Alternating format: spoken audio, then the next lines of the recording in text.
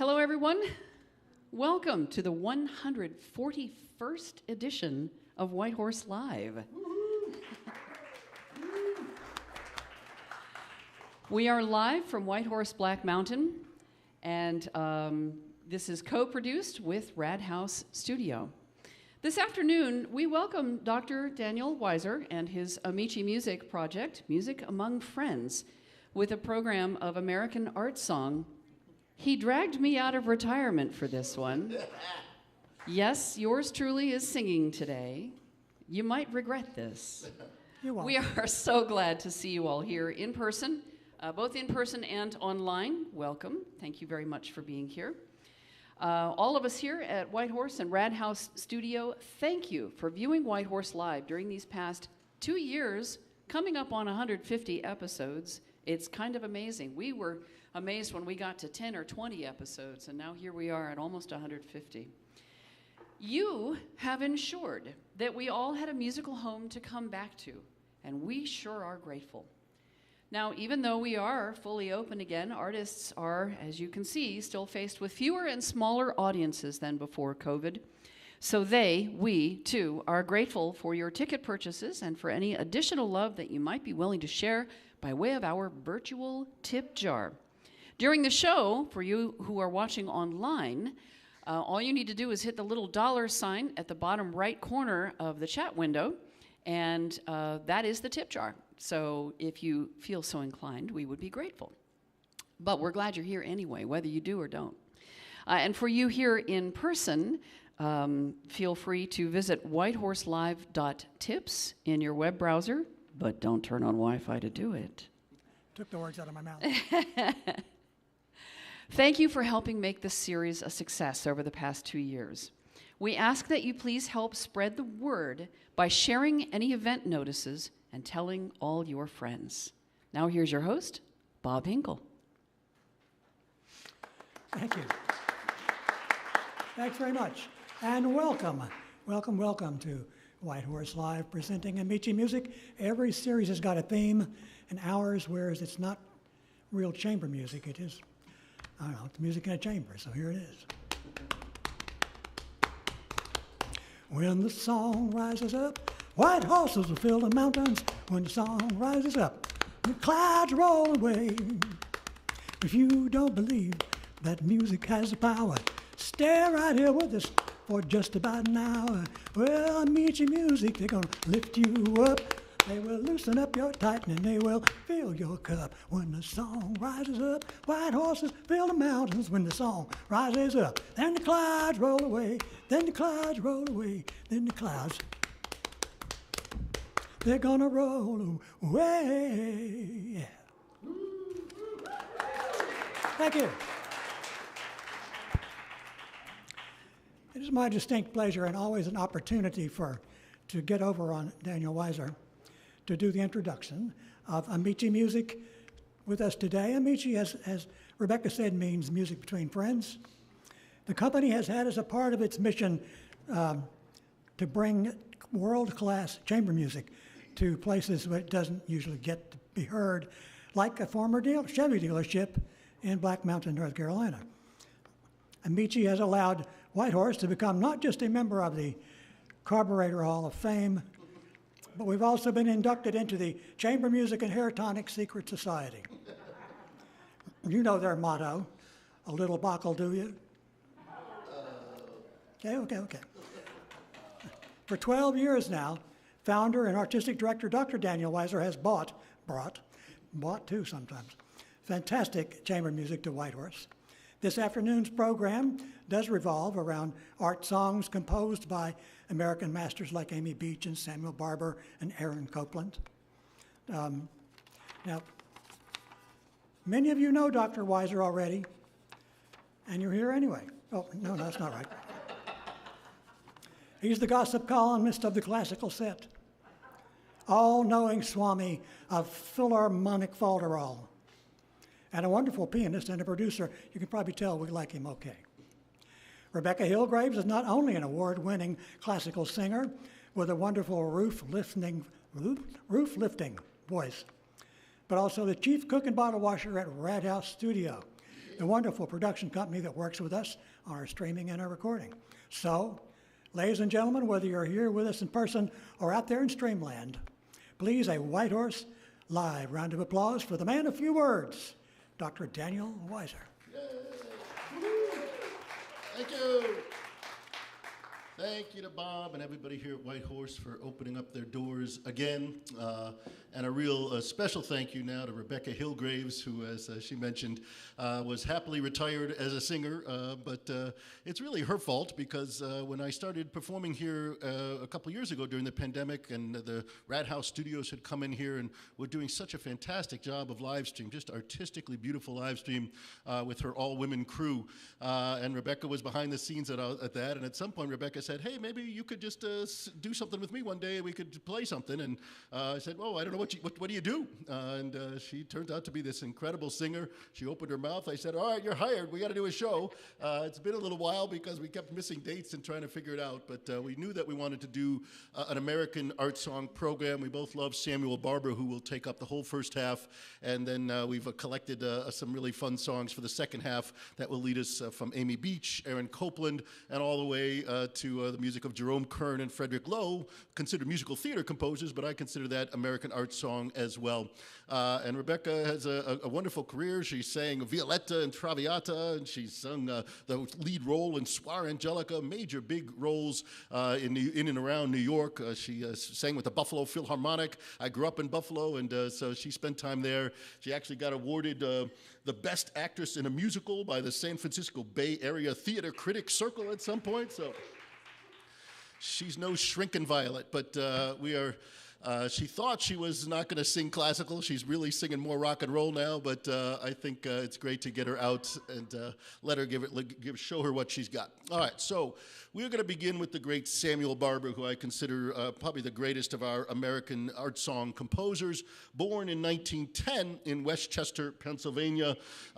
His father was a physician, and his mother was actually a kind of an amateur musician herself, so she encouraged young Barber to play piano. He started playing when he was 4 or 5 years old. He often wrote later in life some very sad music. In fact, his Adagio for strings, one of the most beautiful pieces ever played, was just voted the saddest piece of classical music ever written, and it really does touch your heartstrings. And it seems pretty clear that he was destined for that. The first piece that he wrote when he was 6 years old was a little piano piece, and it was titled Sadness. So he was on that track, but his father really didn't want him going into music. He wanted him to be a physician, and he wanted him to be a sportsman, an athlete, as it was common at that time. And so he had him playing lots of sports. And we happen to have a letter that Barber wrote to his mother when he was 8 years old, which is kind of funny. He said, "Dear mother, I have written this to tell you my little secret. Now, don't cry when you read it, because it is neither your nor my fault. I suppose I have to tell it to you now without any nonsense. To begin with, I was not meant to be an athlete. I was meant to be a composer, and I will be, I'm sure. I just ask one more thing from you. Please don't ever make me play football again." So he knew pretty early on what he wanted to do. He wrote his first operetta when he was 10 years old. He became an organist at the local church when he was 12. And when he was 14 years old, a new school opened up in Philadelphia called the Curtis Institute of Music. And he happened to be the third person to enter the doors of that school, and was so excited to be a part of this very innovative program with really high-class faculty. He took lessons as a singer. He had a beautiful baritone voice. He took lessons as a pianist, and he had composition lessons. He was kind of a triple threat. But his father was still hoping he'd head to some other great university, become a physician. But as Barber later said in life, "I was supposed to be a doctor. I was supposed to go to Princeton. And everything I was supposed to do, I didn't." And he started writing music in a much more conventional, romantic kind of style at a time in the 20s and 30s when many other composers were really out there doing avant-garde music, sometimes completely atonal music, pushing the boundaries, trying to sort of shock the crowds. But Barber just wanted to write beautiful songs for the most part. He had an aunt, Louise Homer, who was a contralto with the Metropolitan Opera, so he grew up with this singing around him. His uncle also wrote these kind of little art songs, ballads, Sidney Homer. So he loved the idea of singing, and he once said later in life, I think what's been holding composers back a great deal is that they feel they have to have a new style every year. This, in my case, would be hopeless. In fact, it is said that I have no style at all, but that doesn't matter. I just go on doing my thing, and I believe that takes a certain amount of courage. And he also said there's no reason music should be difficult for an audience to understand. And his music is, in general, very understandable. He does push some dissonance that you'll hear in both of these songs, but in most of what he writes, it's very clear kind of writing. And he really considered himself a true American composer. He said, "I guess for better or for worse, I am an American composer, and I've had a wonderful life being exactly that." So we're going to start off with a group of songs that all fits together in one cycle we call the Hermit Songs. There are 10 of these little songs altogether.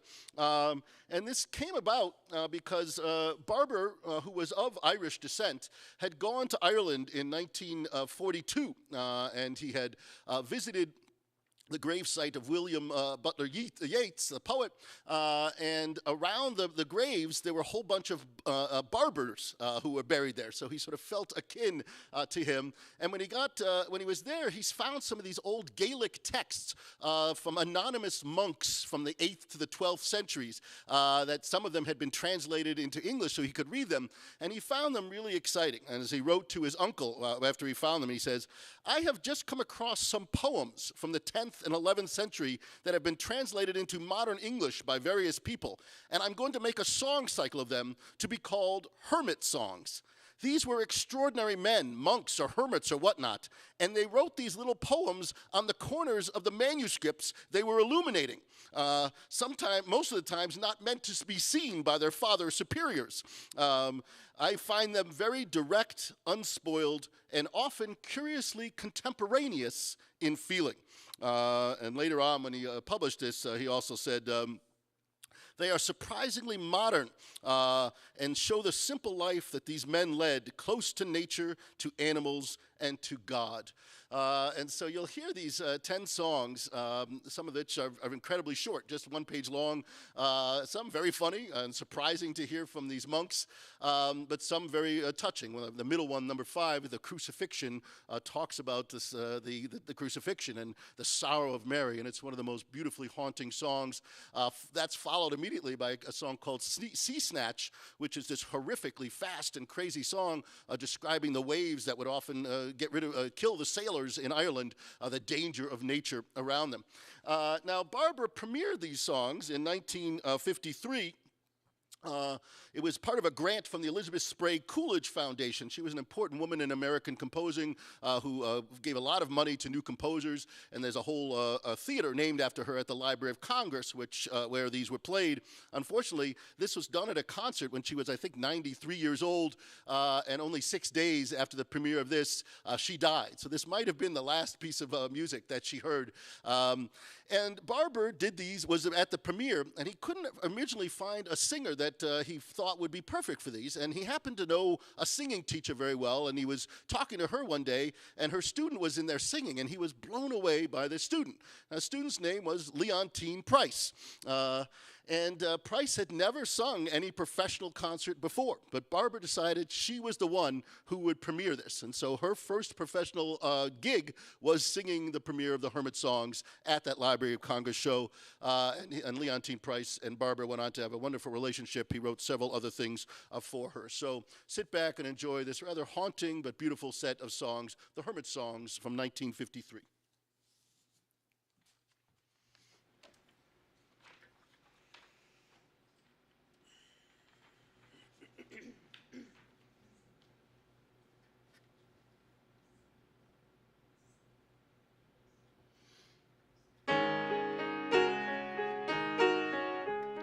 Pity me on my pilgrimage to Lochdag, O King of the churches and the bells, bewailing your souls and your wounds.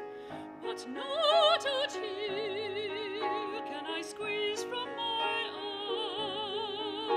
eyes, not more than I, after so much sin, pity me, oh King. What shall I do with a heart that seeks only so near? Oh, only begotten Son, by whom all men were made, who shunned not the death by 3 wounds. Pity me on my pilgrimage to Lockdown.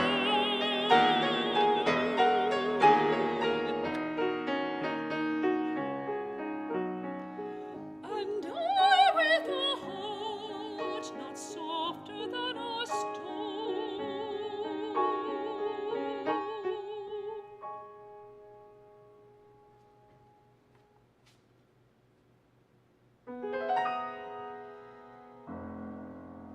sweet little bell, struck on a windy night, I would liefer keep tryst with thee than be with a light and foolish woman.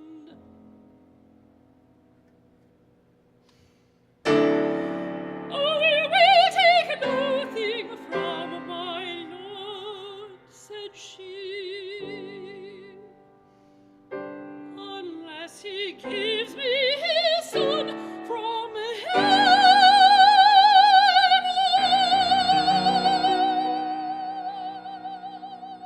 in the form of a baby.